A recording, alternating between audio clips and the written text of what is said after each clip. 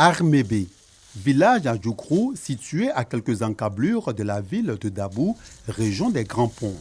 Thérèse Adjo, productrice de sémoules de manioc, appelée communément Attiéké, se rend tous les matins dans le champ familial. Souvent aidée par son beau-fils Antonio Marius, elle procède à la récolte du précieux tubercule. La moisson semble maigre malgré les efforts consentis. Du labour à l'entretien du champ, en passant par le piquetage des boutures, c'est au moins 12 mois de temps mis. Mais qu'est-ce qui peut expliquer ce déficit de production? Il y a les maniocs, quand on plante, il y a d'autres, il y a les feuilles qui finissent dedans. Et ces gens de manioc-là, quand on les tire, il n'y a pas trop de... Les maladies virales du manioc peuvent occasionner 40 à 90% de perte de rendement pour une parcelle de manioc. Les transformatrices du tubercule en Attiéké témoignent. Quand le manioc est bon, il n'y a pas de taches au milieu. Par contre, il peut y avoir des plaies dans ce qui n'est pas sain. Ça nous fait perdre. Parce qu'il faut enlever ce qui n'est pas bon, les taches et les plaies. Aujourd'hui, notre souhait est qu'on arrive à éradiquer cette maladie de manioc-là. Selon le Fonds compétitif pour l'innovation agricole durable, FCIAD, le manioc est un aliment de base pour près de 800 millions de personnes dans le monde, dont 500 millions d'Africains. Pourtant, avec 6,2 tonnes à l'hectare, l'Afrique produit moins de tonnes à l'hectare de cette spéculation agricole que l'Asie, qui a un rendement de 21,5 tonnes à l'hectare. La situation interpelle les chercheurs ivoiriens. Une application intelligente pour le diagnostic et la surveillance participative des maladies du manioc en Côte d'Ivoire a vu le jour. Nous allons taper sur le menu manioc ici. Et l'application va entrer dans un dialogue vocal avec l'utilisateur. Salut, je suis Nourou.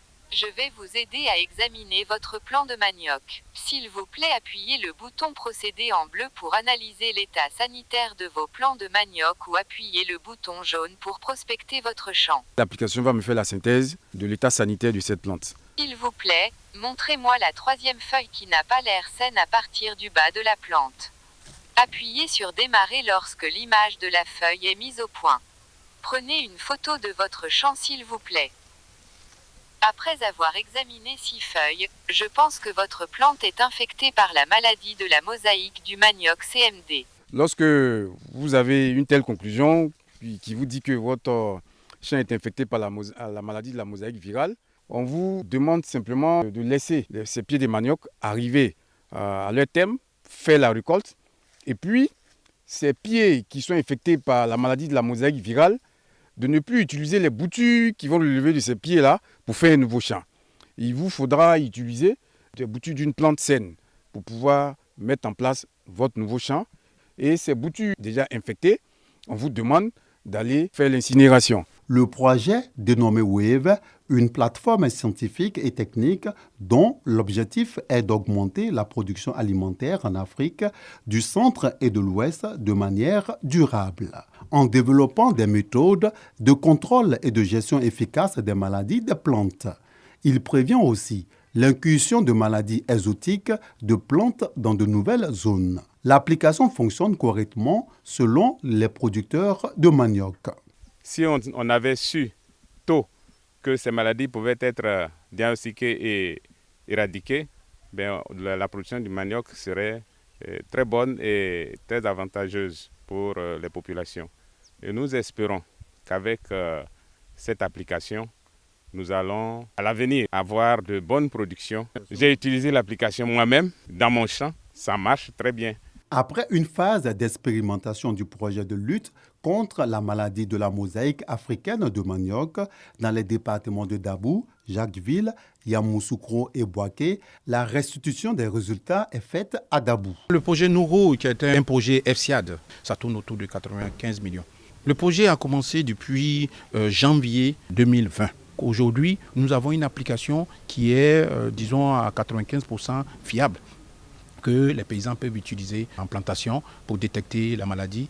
Avec la plateforme, on se rend compte qu'aujourd'hui, nous avons formé 619 à la première formation.